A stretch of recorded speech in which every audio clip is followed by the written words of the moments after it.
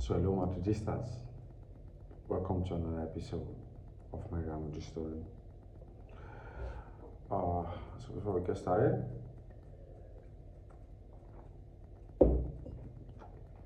please don't forget to like, don't forget to subscribe. It's a way of encouraging me, but also ensuring that this content that I produce reach as many people as possible. You might be asking, what am I interested in discussing today? This is a couple of hours after Barcelona demolished the same Real Valladolid that we struggled against. Although we eventually won 3-0 at the end, but we struggled. We really struggled. Yeah. And if you know Real Madrid Twitter, if you are engaged with Real Madrid Twitter, you know a lot of people are sitting, like some are in panic mode, just so many funny things, right? And I'm not going to dismiss it and say, oh, they're just being reactive, because a lot of what they're saying has some substance to it. And what do I mean by a lot of what they're saying has some substance to it? This Barcelona team is good. They struggled first 2 games, I think, actually, first 3 games, but they eventually won at the end.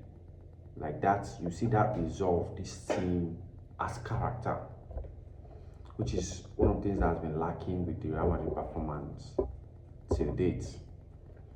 We play a football game later today, and we play against a team that historically has been quite difficult for us. A lot of draws. The last couple of games we played with them, and some losses as well. We have the Santiago Bernabeu advantage. It has not made much. It hasn't changed much in the past anyway, in recent past anyway. But we're really hoping that it changes something. Before I get into the game itself, let me go back to what we are building up from, which is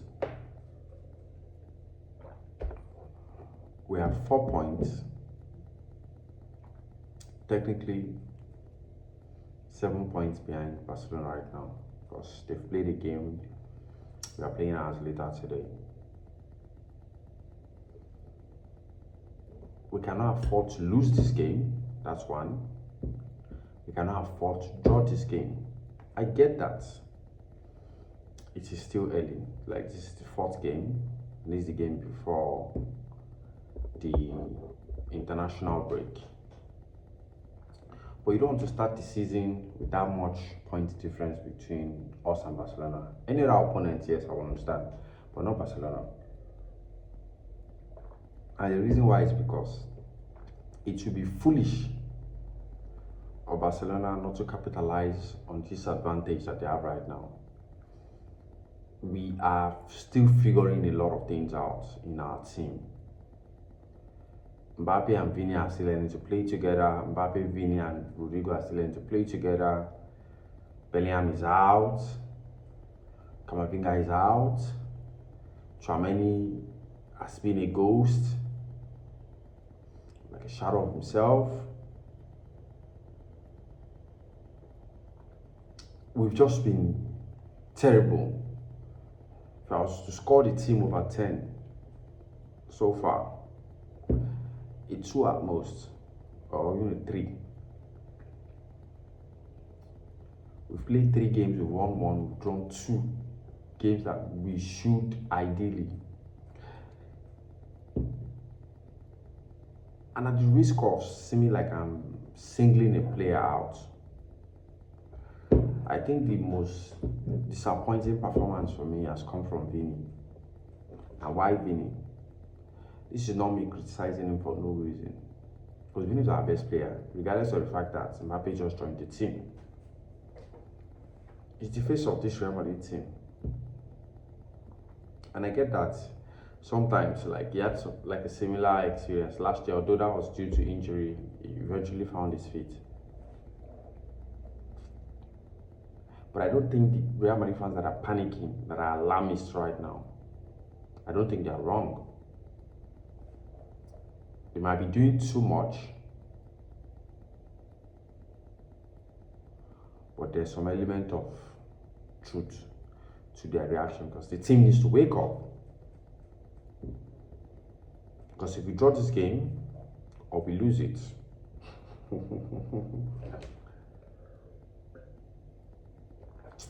I'm in Nigeria, and most Nigerians are familiar with the doing permutations to qualify from a group. If this team draws this game, this team win by this number of goals, and this team lose by this number of goals, then it is mathematically possible that yes, we'll start doing that, and we'll start hoping against hope that a team in La Liga is able to defeat Barcelona. And we know how they set up to play in this time. And I'm not trying to make an excuse for us. It's just they set up different. They sit deep. But they do sit deep against Barcelona as well. I was watching Barcelona's game against Valladolid yesterday. Barcelona were 4 goals up, and Valladolid were still sitting. They sat deep, trying to defend. And Barcelona still put them apart. It was like they were playing against kids. The same Valladolid that we struggled against. So, yeah. No excuse from us. Absolutely no excuse from us.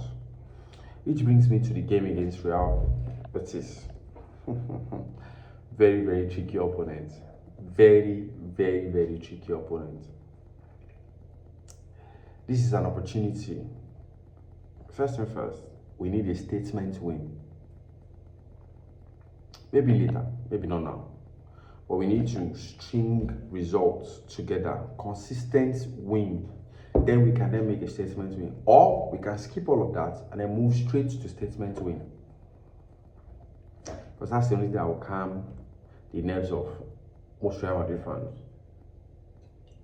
If you are cool, calm, and collected this period, kudos to you.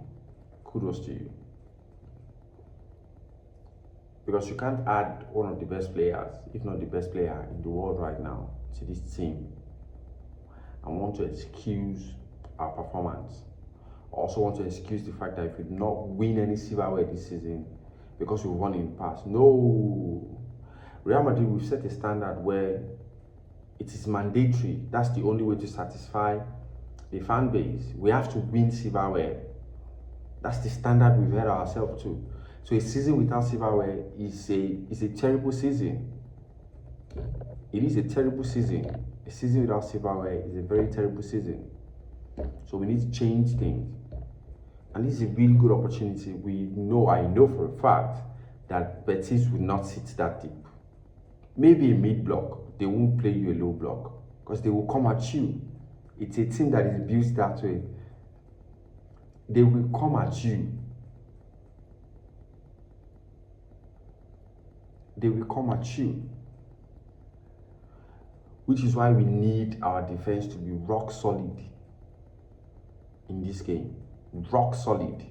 I kid you not. It has to be rock solid in this game. Our attack too, they need to figure things out.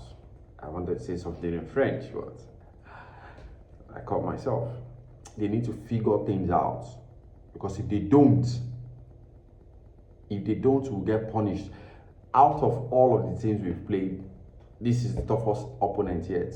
Betis is better than Valladolid, Las Palmas, and Mallorca. Apologies to those teams and their supporters. But Betis is better. So Betis can punish us on a consistent basis. If we slack off, we can get really, really punished. This is an opportunity for the team to show unity, for the team to show character, for them to react and say, oh, the past couple of games have been a fluke. We are still figuring things out, but we can win regardless. So it calms our nerves because we have the right to be concerned? Do we have a right to be alarmed? The jury is still out on that. The jury is still out on that, but I'm sure a lot of people will say yes to that, because you can't be this much. There can't be this much point difference between you and your biggest rival, and you're saying, hey, you figure it out. You figure it out. They could run away with it. It's possible. It's possible. We did it. It's possible they do it too. Run away with the league when your opponent, your rival, is trying to figure things out at the beginning of the season or at the middle of the season. I saw a stat that said Barcelona started this way last season as well. Yes, but they were not playing this well. Even when they won by a really large margin, watching that, you see that they're struggling. You see that a really good team will pick them apart.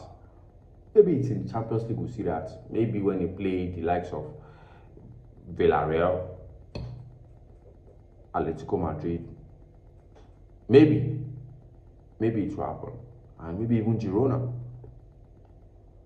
But if you watch that game against Athletic Club and against Valencia, amazing. Like a Madrid fan saying that, the way they play, really, really amazing. I want us to get there, and I want us to pass that. It will be very, very concerning if this team beats us in any of the Clasico we're going to play this season. So we have like possibly a minimum of 3. It's possible. So, anyway, that's why I'm awake. That's what I wanted to rant on. Vinny, you need to go back to being you, the provider. We don't need you to convert all your chances now. Mbappe is here. Try and provide. And please stop being distracted by antics of your opponents. You know by now, like you're familiar with this thing. Please get used to it. Not racism though. Not racism. The antics. And I'm not saying you should not complain. I like the way you behaved. I don't remember which particular match where you were friends with refs to speak with your captain. But when you do that, you use that to get into your head. And you are mentally strong, so you can deal with the situation on field. So please learn to do that. Mbappe, you need to come correct. Like, we are not that patient at Real Madrid. Honestly, we are not that patient. We aren't. Anyway, hopefully we get our win, and I'm really looking forward to Mbappe. No, whether it's Mbappe, Camavinga and Bellingham coming back. It's been another episode of my Real Madrid story. Thank you for always watching. Thank you for liking. Thank you for sharing. And thank you for the comments. See my next video after the game against Real Betis. Real Madrid.